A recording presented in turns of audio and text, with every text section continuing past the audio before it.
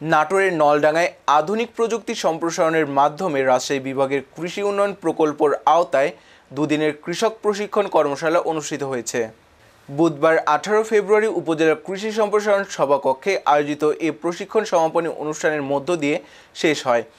কৃষি উৎপাদন বৃদ্ধি, নিরাপদ খাদ্য নিশ্চিতকরণ এবং আধুনিক প্রযুক্তি নির্ভর চাষাবাদী কৃষকদের দক্ষ করে তুলতেই এই প্রশিক্ষণের আয়োজন করা হয়। প্রশিক্ষণে উপজেলার বিভিন্ন গ্রামের কৃষক কৃষানীরা অংশ নেন।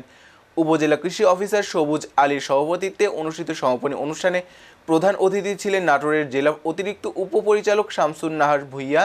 এছাড়া আরও উপস্থিত ছিলেন নাটোর জেলা অতিরিক্ত উপপরিচালক কল্যাণ প্রসাদ পাল, উপজেলা সম্প্রচার অফিসার সাজ্জাদ হোসাইন, কৃষি সম্প্রসারণ অফিসার নাহিদুল ইসলাম নাহিদ, উপসহকারী কৃষি অফিসার আহসান হাবিব, রঞ্জিত সিংহ, রুহুল আমিন, আশরাফুল দৌলা খোকন সহ কৃষি অফিসের অন্যান্য কর্মকর্তা কর্মচারী, উপসহকারী কৃষি কর্মকর্তা ও স্থানীয় গণ্যমান্য ব্যক্তিরা।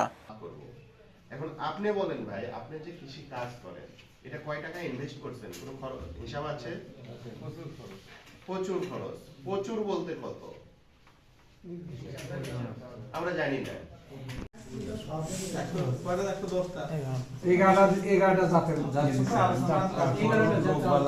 সর্বশেষ 114 পর্যন্ত জাত আমি করে আসছি আমার আগের বছর।